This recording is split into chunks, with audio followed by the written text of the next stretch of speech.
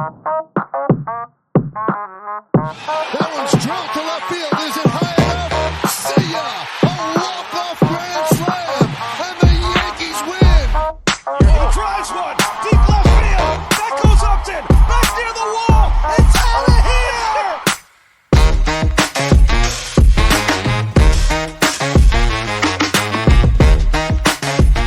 All right, episode 88 of The Boroughs. As always, Kevin Bunk, Michael Merlo coming to you. Baseball talk, Yankees, Mets, and today everything around the league. A lot of Red Sox stuff to hit, some Cubs, some different predictions about certain free agents.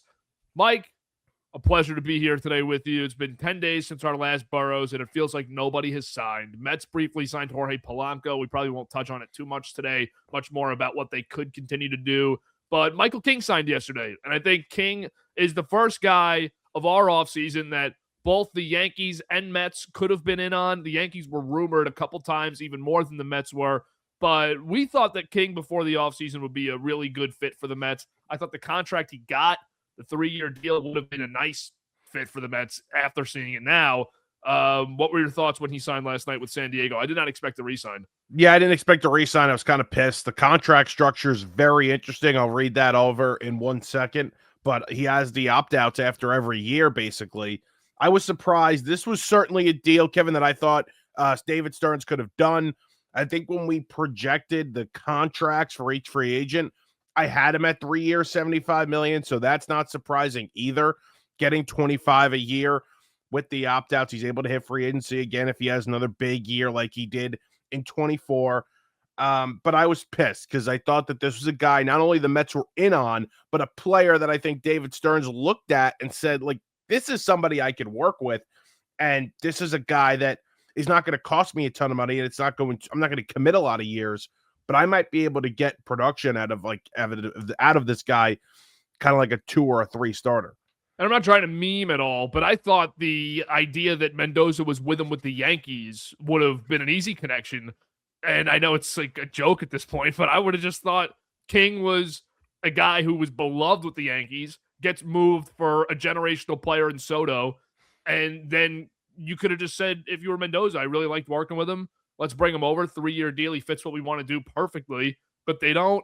They're still going to do other things, the Mets, but this is just another guy that I think fans 2 months ago were saying Mets could really be all in on this after missing the playoffs. They need a starting pitcher. And he's now going to be playing elsewhere. Well, now you look at what Jeff Passan's saying about them being basically all in on the mid-tier market of starting pitchers, which is led by like Chris Bassett and Zach Littell. And, you know, it enrages Mets fans even more because they're just taking the same approach to the starting rotation as they did last season, which was not good enough. And it was not good enough to make the postseason. And I'm not saying they have to go out there and sign a Mai or Framber Valdez, but you need to get creative in terms of the trade market. You should get creative in terms of what you could do with some of these starting pitchers that are still currently out there. Like, that's what makes me mad. That's what grinds my gears, is that it doesn't seem like they're taking a different approach.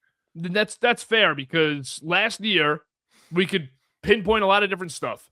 Overarching, big picture, starting pitching is what kept them out of the playoffs.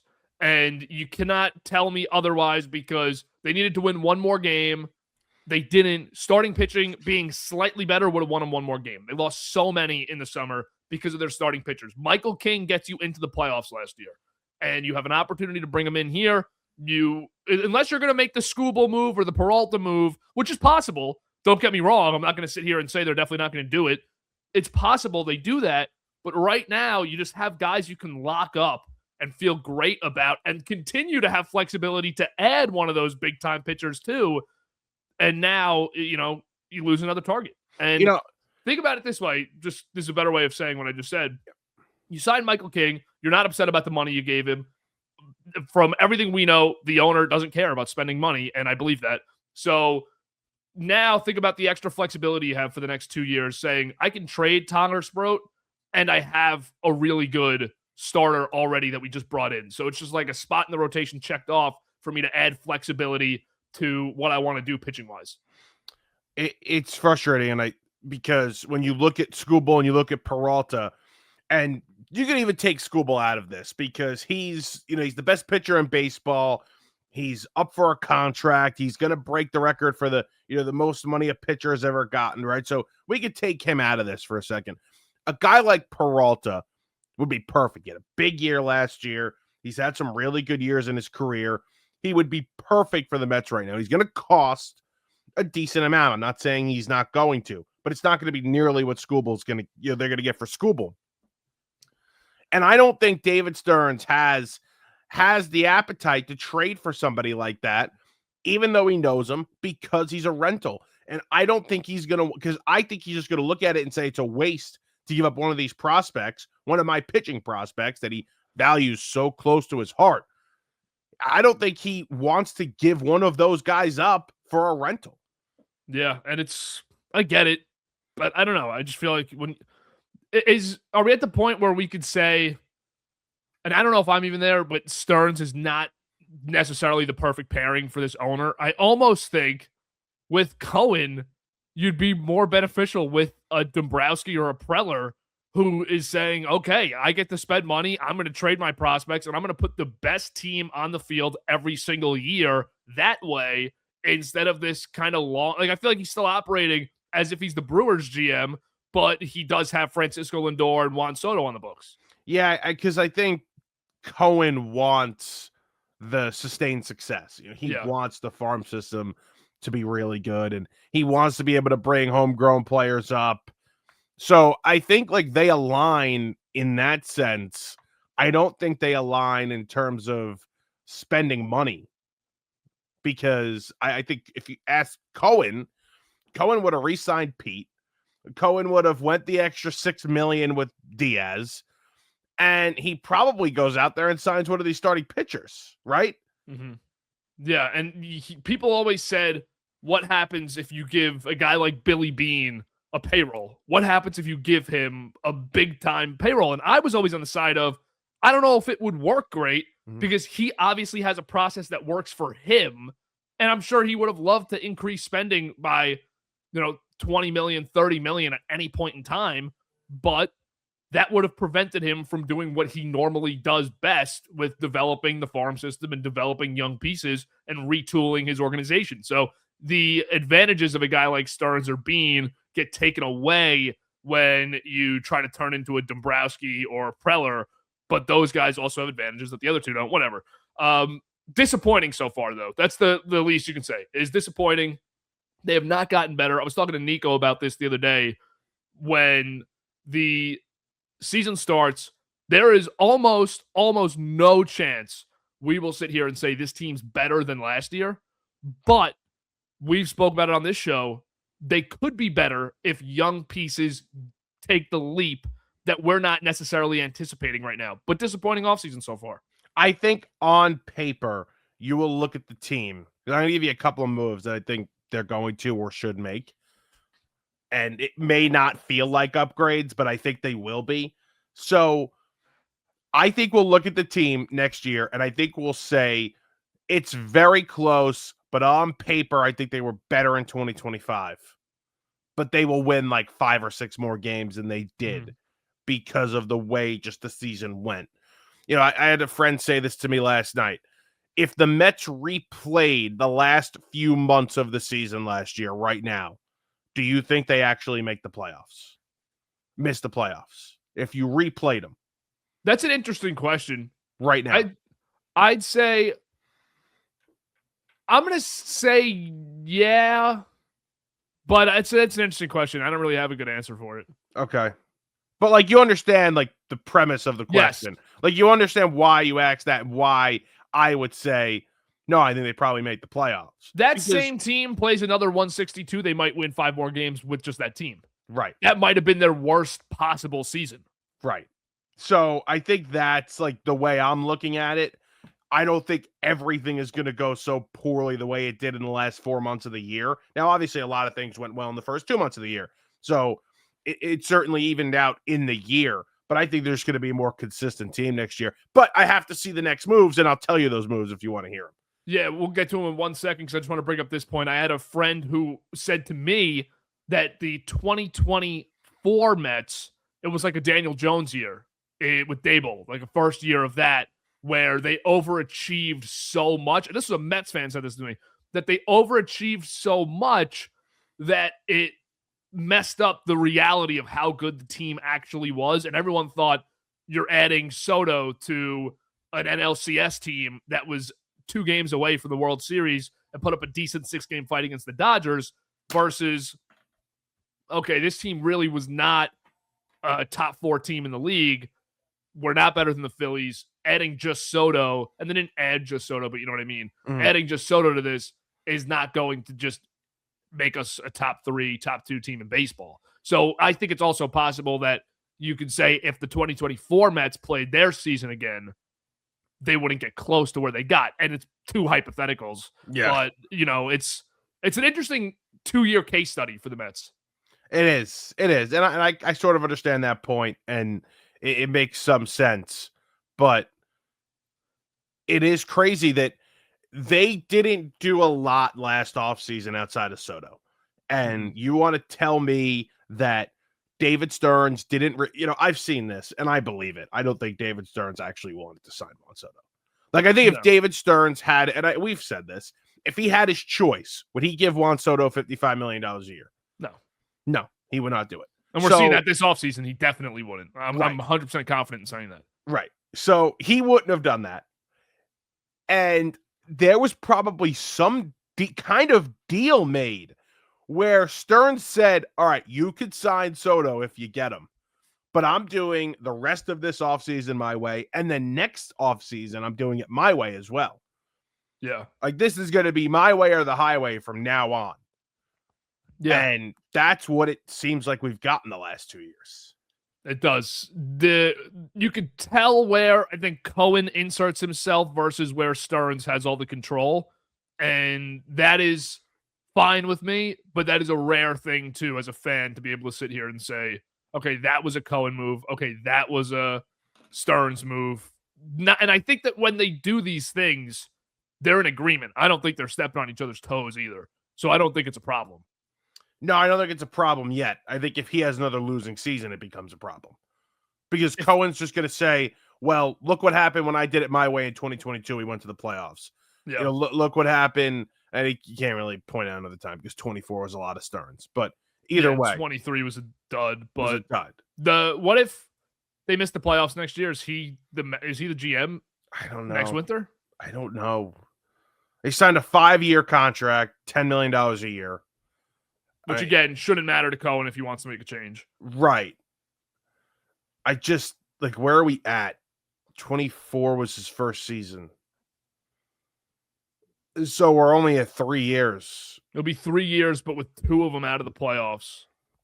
He's letting them see it through one more year, I think. Probably. Mendoza gets canned. Yeah. What are your moves that the Mets could make?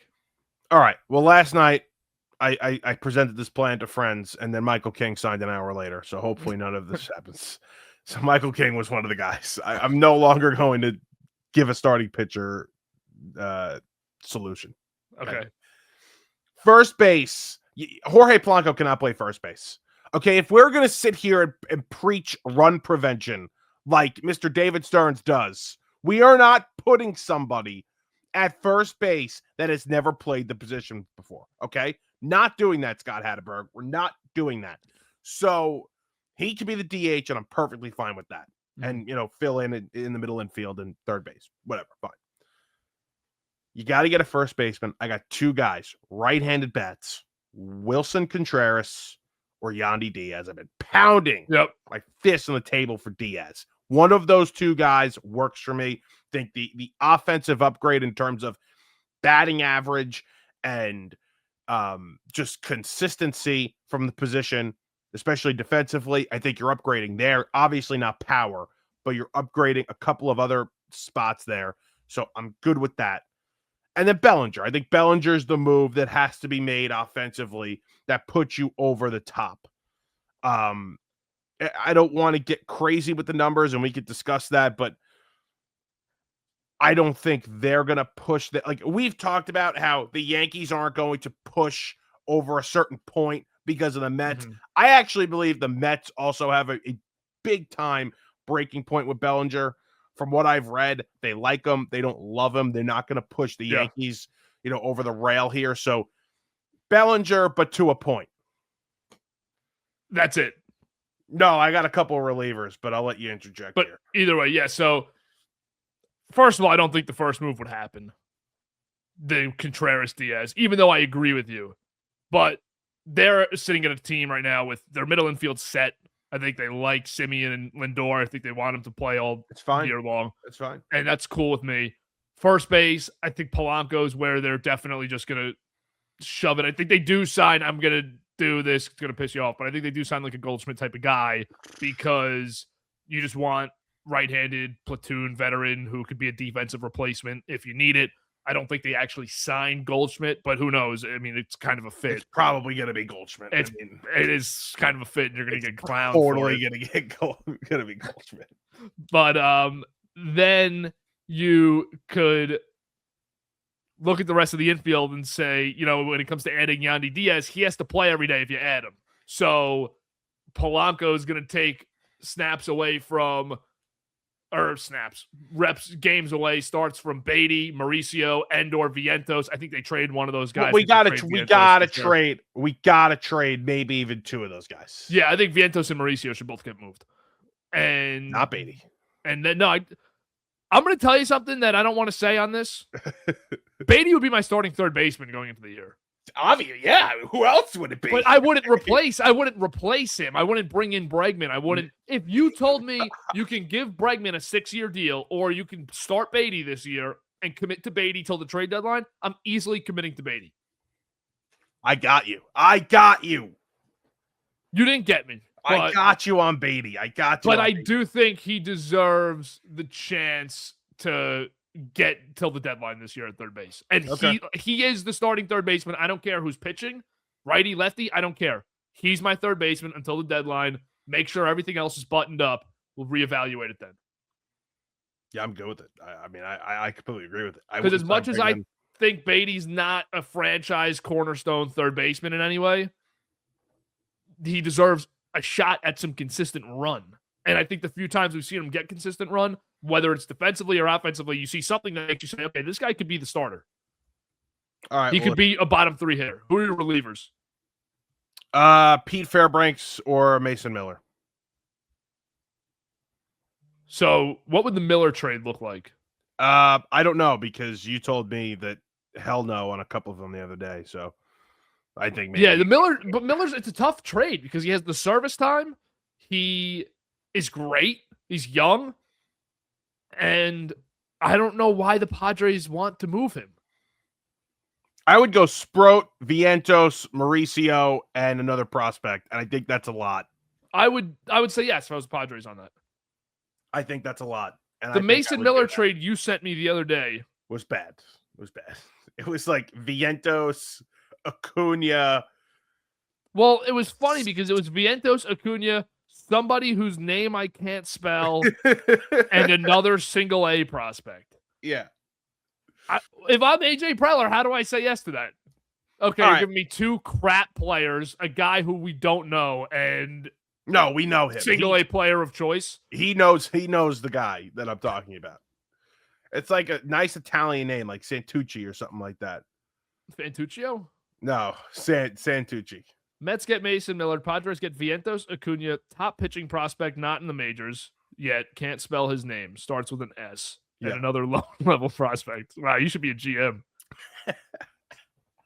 No, I'm willing to do for Mason Miller because you know what? If Cheap Stearns over here doesn't want to get starting pitching, then just create a super pen.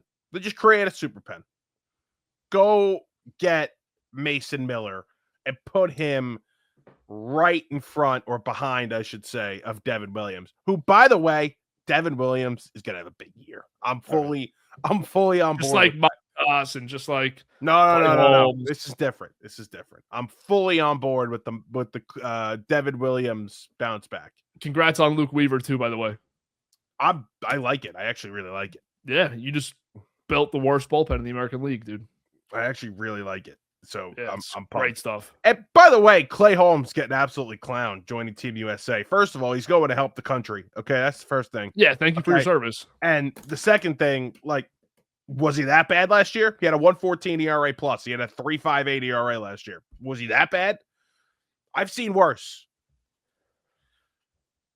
I think he stinks, but I think he's... See, like that. See, but that's the Yankee fan. That's the Yankee fan. That's the Yankee fan. But I don't think he was great last year either. No, he wasn't great, but he wasn't bad. Like, he wasn't bad. He's a 4-inning starter last year. He ended up not being a 4-inning starter. No, I feel like he ended up being a 4-inning starter. No, the first few months, it was like, oh, okay, this guy's a starter.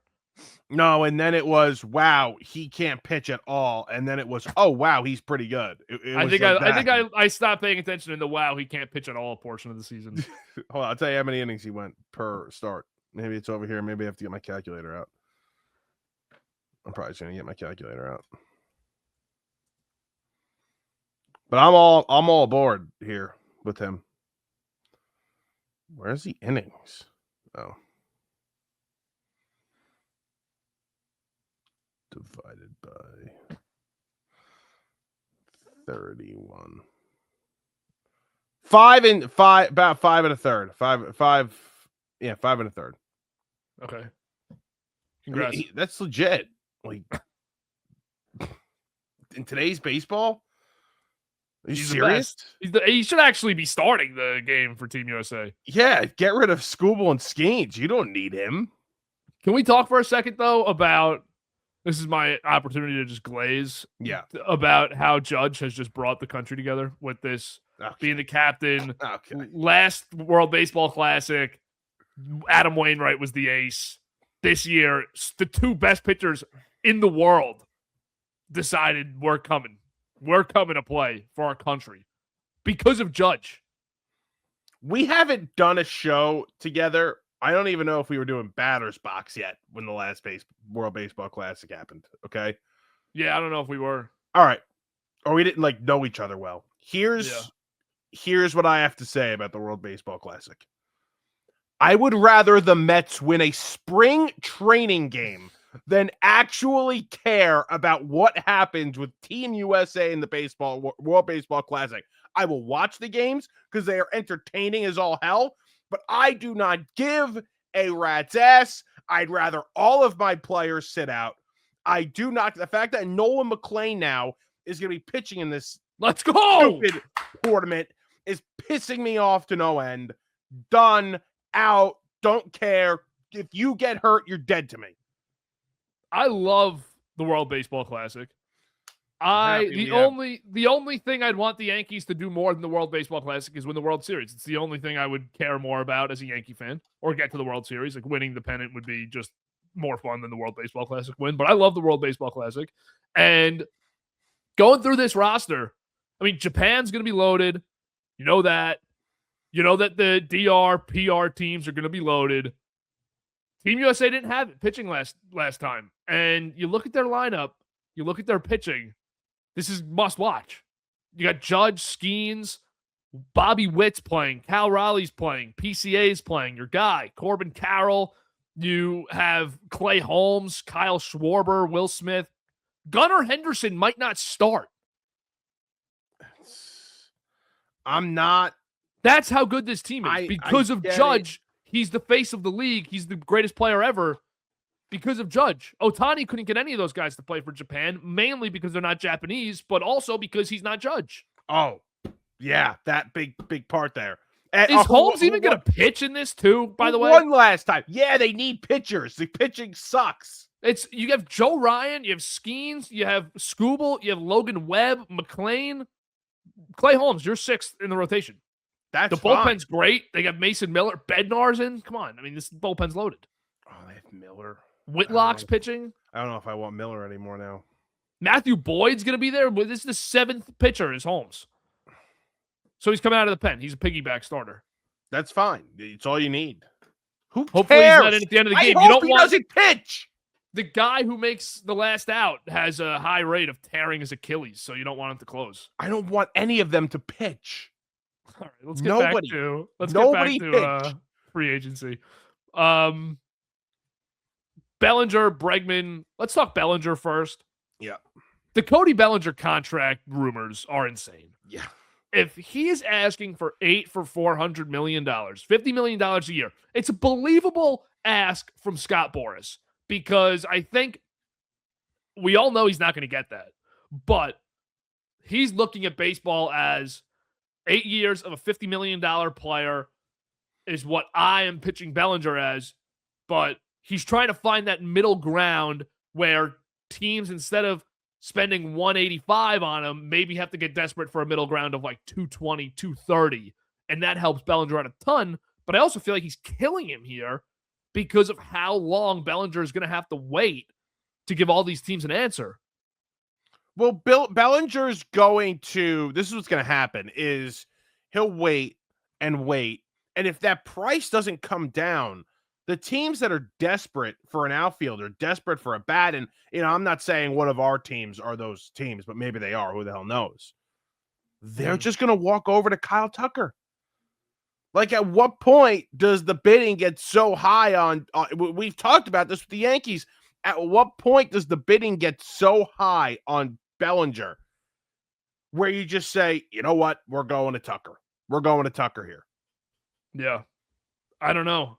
Tucker sounds like he's going to trend towards that 4-year deal too, which would be perfect for a lot of teams. I just don't see how Tucker is getting 10 or 11 years in this market. I have one way. He gets it. Yeah. Toronto, obviously, fueling that fire.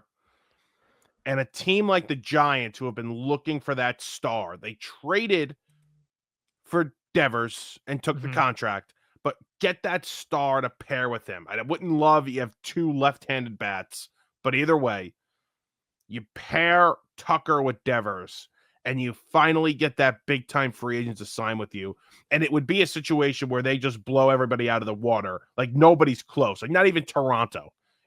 Toronto might come in at 8 years, $350, and they come at 11 years, $420. Like, I can't see the Giants dropping that bag, though, after the Devers and Adames ads. I don't know. I think they're that desperate for big-time players. I think they might trade Devers in the next year or two. Really? Yeah, I think that already is a bust. Was he that bad for them last year? Just the team was not better with him. Well, I think that you're looking at that contract. No, they don't. But I think you're looking at that contract saying, you know what? We probably made a mistake here. Defensively, he was awful. He was fine. I mean, he had an 807 OPS, yeah. 236. Just not worth the money that they had to pay him after they traded for him. But he has to be the guy he was in Boston for them to, you got to be a 950 OPS guy to justify that contract with everything else he's not going to give you. Yeah, he's like 880 OPS guy. He was never really a 950 OPS. I know, but I'm saying, like, you have to at least be the guy with Boston, because to justify that money that San Fran's giving you, you have to be a 950 plus OPS guy. You have to be a 900 OPS player when you're not giving me you're negative defensively and you can't give me anything on the bases. I get that. I need you to hit the crap. I need you to be like Kyle Schwarber. And again, like Tucker, like he 22 home runs, 73 RBIs, played in 136 games last year at an 841 OPS after getting off to such an amazing start. I mean, we're paying that 11 years. We're giving that 11 years right now. Nobody's giving him 11 years. No, nobody. I don't even think the Blue Jays, as irresponsible as we want to make them out to be, which they could potentially be that irresponsible, I don't think they're giving that out. I'll give you another scenario of how Toronto gives it out. This is not a scenario I see happening. Yankees sign Bellinger, Yankees sign Bichette. All right, yeah. Then Toronto says, we got to get serious here. Yeah. We're going to get Tucker. What does he want? 11 years, done. I don't think he gets like 400 either. I don't think that's a scenario. I think he gets 350 maybe. Yeah. I don't think he's a $400 million player. And I think if he wants to be a $400 million player, he should sign that 4-year contract that we discussed a couple of weeks ago at $45 million plus a year and opt out after every one of them. The Mets, Yankees, Phillies, Dodgers, Blue Jays all give you that contract. What do you think? I'll present you with that deal. What do you think Bregman's going to get? I think Bregman will. He doesn't have the teams. No, he doesn't. He doesn't have the right teams involved at the right time right now. That's his issue. Like, are we going back down this this Tigers path again? No, I don't even see how that's a thing, because if you're not going to pay SKUBAL, why are you going to pay Bregman? Right. So we're not going back down that road. Does Boston get involved? Does Boston even want him back? I haven't heard anything about that. They're probably just sitting here slow playing the market saying, we're off the hook for $40 million for the next 2 years. Let's let this market play out. He wants a 6 or 7 year contract. So we are going to give him the least amount of money as possible. And then because they're bidding against themselves. When I look at Bregman, I'm saying really good career from 17 to 24. Or from 17 to 23, really, he's the premier third baseman in baseball. I'm not giving 31-year-old Alex Bregman, who played 114 games last year with an 820 OPS, which has been around his career number, but there's signs of regression there. I'm not giving Alex Bregman a 6-year contract to play third base or maybe second base for me. It's just not a guy I'm in this market. If I'm Boston, I'm trying to get Murakami, I'm trying to get Okamoto, and I'm trying to get another bigger bat along with those guys. I'm giving him 4 years, 110, and that's what I'm saying. You don't want to do that. Goodbye. Yeah. The max I would do is 4 years, 120. If he wants a 6-year deal, I'd throw him something close to what DJ LeMahieu got with the Yankees, 6 for $100. Yeah. And say, all right, we're going to take the low AAV. We're probably going to front load it and basically be out of it in 3 years. But listen, he's not. The problem is Boras is not going to admit he was wrong. Yeah. He should have taken the deal that the Tigers did offer him last year. I think it was like 7 years, 180 or something like that, or 7 years, 170 around there. And listen, he got a great deal with Boston, but I would have opted into it because he started out the season having the year that he needed to have to hit the market again, but he didn't finish the year the way he needed to. So I would have opted back into the $40 million for the next 2 years, made my 120, and then got out and said, okay, let's do another 4 year, $30 million a year now. That's what I would have done. Same money. I would have opted into all 3 years, and then I would have made $120 million over 3 seasons. And then I'm going to go get a 4 for $80, so I make 7 for $200. Yeah. Done. It. And he could absolutely do that and bet on himself and get that money. And listen, if you don't get the 4 for $80, if you really crapped out next year, the year after, you made $120 million from age 31 to age 33. Yep. You did a hell of a job in free agency. Yeah. I know Boras, having him opt out of this contract really hurt him. Really hurt him. Really did. I mean, this was just a huge error for him. I think guys look way too much at what can I get? How do I get that one contract instead of I can get a really good deal up front here, and then I can get a second contract that just makes it one big contract that I wanted. That's what Alonso did, and Alonso made he made $30 or $40 million more than he would have. Yep. If he would have accepted the Mets' first contract they offered him in 2023.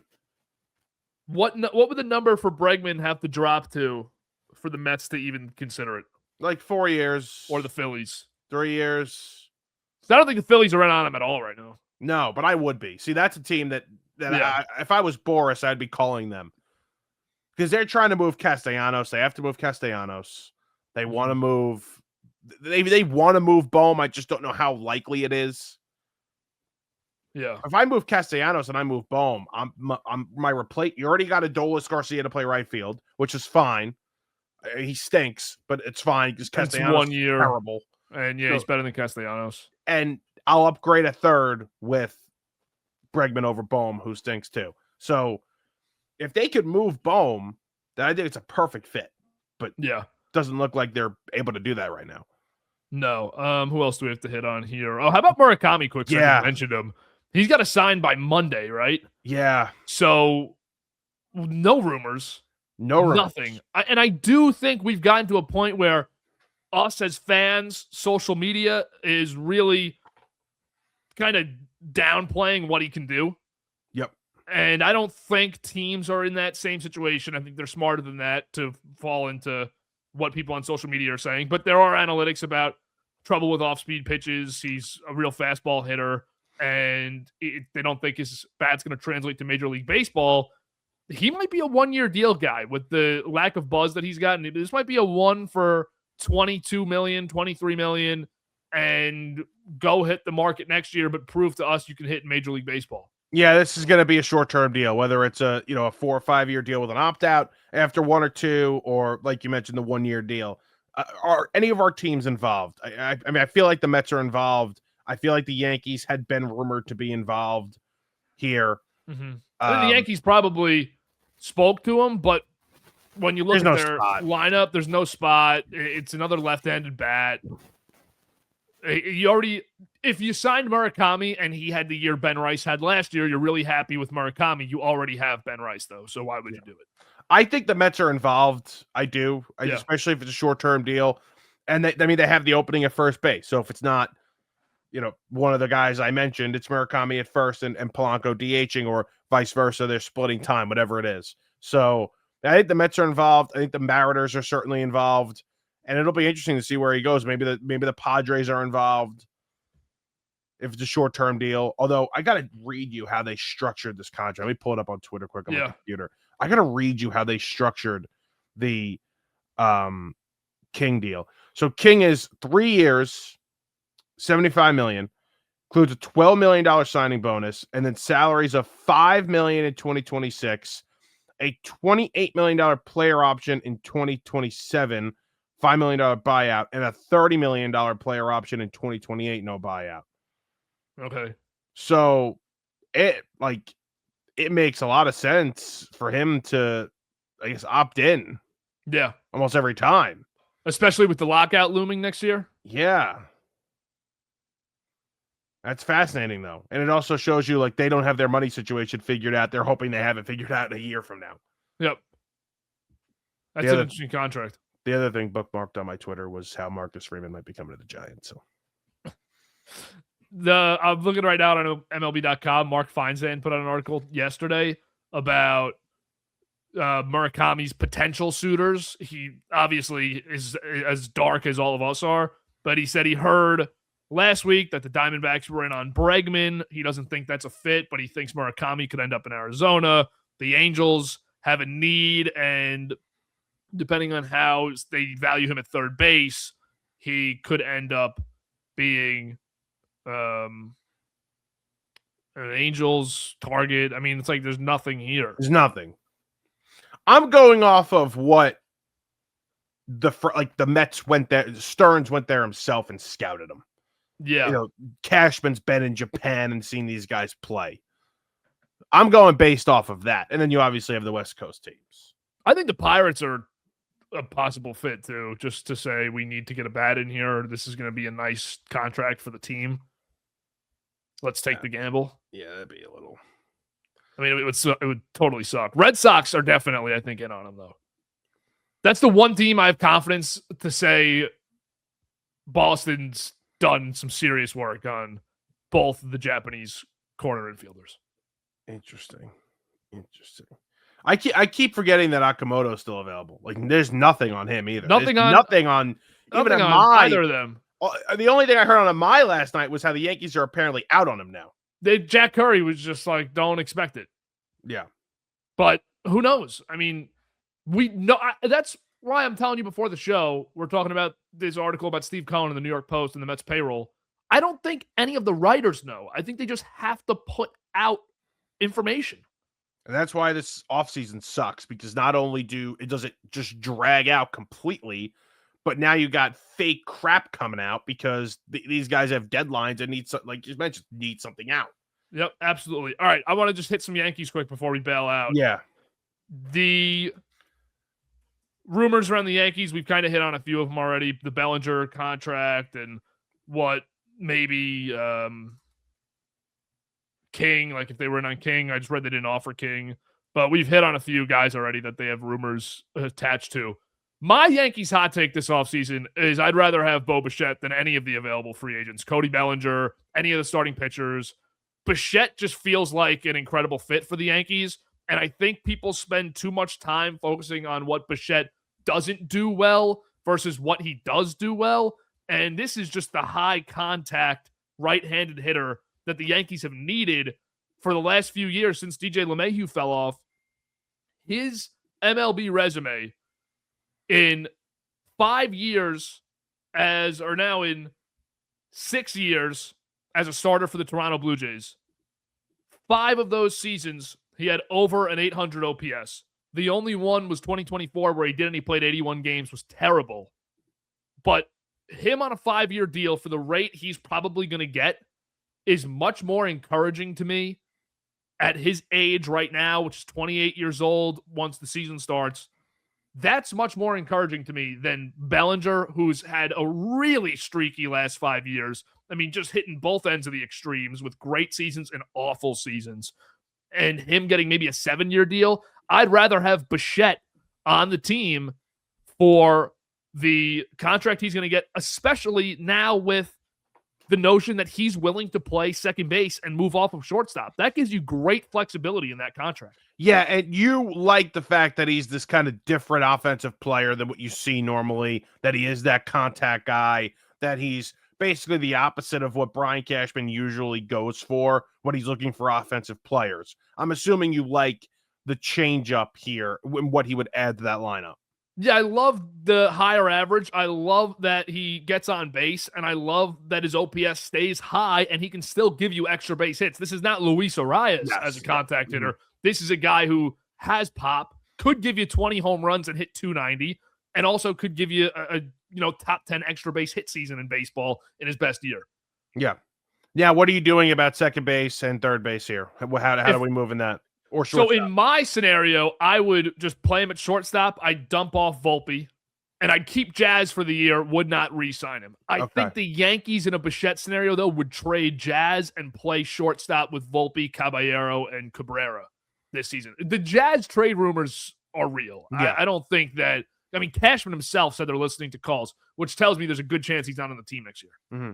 So you think Jazz there's a chance he's gone, and Bichette would be the easy replacement at second base and not going to play him at short. But I would play him at short for the first year. Yeah. And then it would be Lombard coming right in. We talked about this with Seager, same exact concept of a guy who can go from shortstop to third base once you lose your third baseman next year in McMahon. Bichette is just shortstop to second base once you lose your second baseman in Jazz.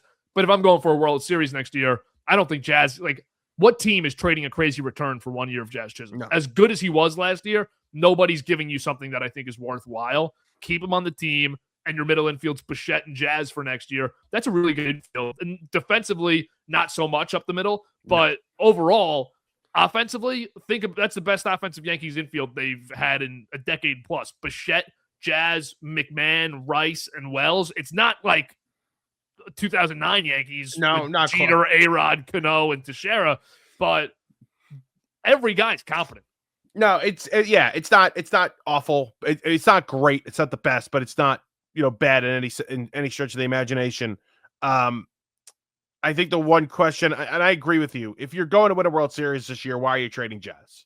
Yeah. If you don't have to bring Jazz back. I'm not saying re-sign Jazz now. I'm not saying re-sign Jazz next offseason. I'm good if he's good to go. But if I'm not trading, if I bring in, let's just say bring in Bichette, and then Ketel Marte was traded for, and there's a need to trade him, obviously fine. But if there's no need to trade him, then why are we considering it? That'd be my question. Yeah. And I think also with Jazz, doesn't he seem like a bit of an emotional guy that if he's not traded and he knows he was shopped around in the offseason, he's just going to be pissed with the Yankees? Yeah.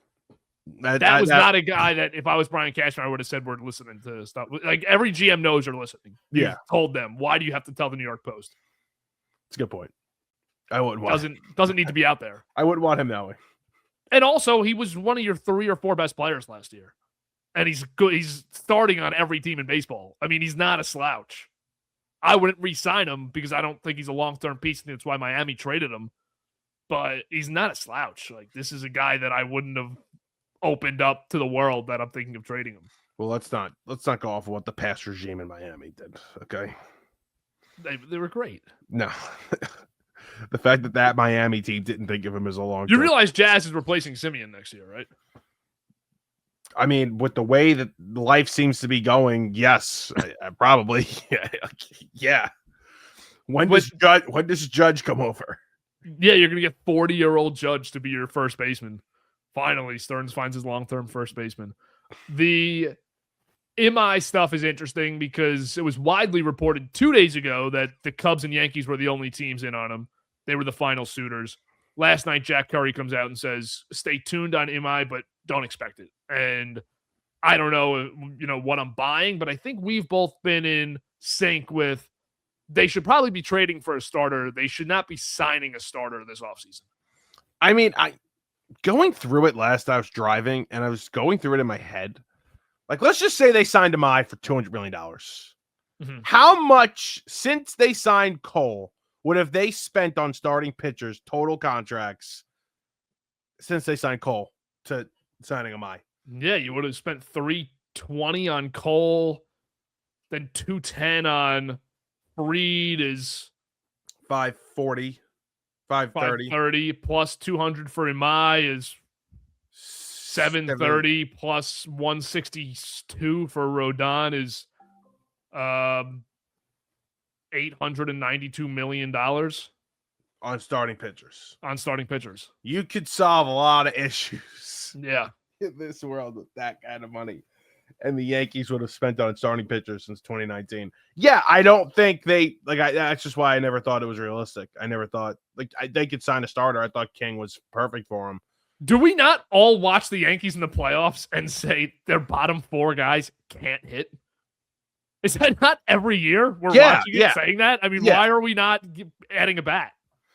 But no, let's go spend more money on starting pitching. And it always felt to me, and you and Gabe would say, well, the injuries they have coming back, guys might not start the season. We're worried about guys, starting off slow the first half.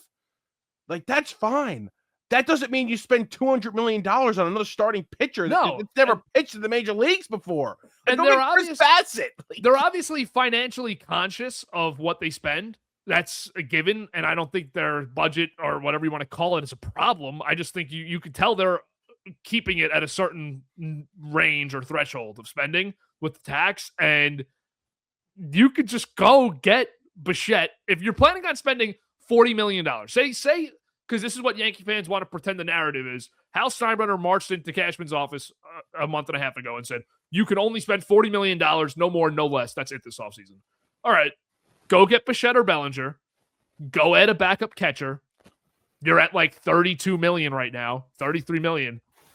Go trade. If you really want a great pitcher, go add Freddie Peralta. I mean, there's affordable, great trade options if you need the high-end guy. But I agree with you. Go get Bassett. Go get Scherzer.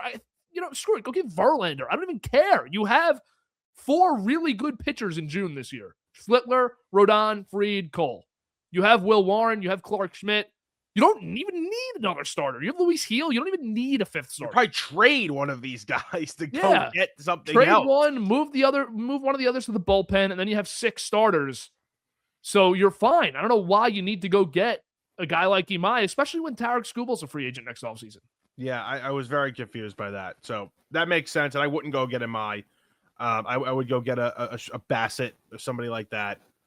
And again, if they want Peralta, go trade for Peralta. But I don't even think that's necessary, to be honest with you. No, I don't think so either. I would just go. They don't even need to add a starting pitcher. They don't even need to add one. Anything else here with the Yankees? Actually, last thing, Yankee fans are so up in arms about that they haven't done anything really this offseason. The only signing is Ahmed Rosario. No, nobody's signing. I mean, Michael King's the first real guy that I thought they could have potentially gotten that signed, and I didn't want Michael King. Just got to be patient. We might be waiting 6 weeks for one of Bichette, Bellinger, Tucker, or Bregman to sign. It's a good point. Yeah, I mean, I'm sitting here pounding the fist of the table about Sleepy Cashman, but other than that, Ahmed's big. Ahmed back is big. That's your guy. It's actually a good signing, though. It is. They needed it, but now I hope that doesn't disrupt them from getting an actually good right-handed bat. You did. Can Ahmed still play short? They played him there once last year, but it was like a desperate moment of everyone's out that could do this. He was like the 5th guy. Yep. Mm-hmm. So, no. No, he can't even play left field and right field where they put him. So he can play a little third base still. I mean, he never really played short well, so He'll play the most third base with Okay. the McMahon platoon this year. when they put him at short, was it like the meme with the Barstool guy, and it was like, Yeah, it's one of those. Yeah. Yep. All right, good episode 88 in the books of the Burrows. We have a lot of stuff coming after December, new kind of layout of baseball that will really get the full swing late February and March, but we'll start announcing stuff in January. So stay tuned for all that. Burrows will obviously continue. A lot of new stuff coming through the BTO world in 2026, but wrapping up this year, and hopefully we get one more of these in where there's actually some free agent signings and we have some stuff to talk about. It would be incredible if nobody big signs in 2025 here. If Tucker, Bregman, Bellinger, Bichette all wait until January and late January, early February. Framber, who's, I mean, we didn't even want nothing to even talk about. Is he even in the league next year? I mean, crazy offseason. Cease got 7 for 200, whatever it was. Nuts. Nutty offseason so far. All right, we'll be back maybe one more episode before end of the year here. Enjoy the holidays, though, next week if we don't catch you before then. Appreciate you listening, watching, wherever you are, Spotify, Apple Podcasts, or YouTube, and we'll be back for episode 89.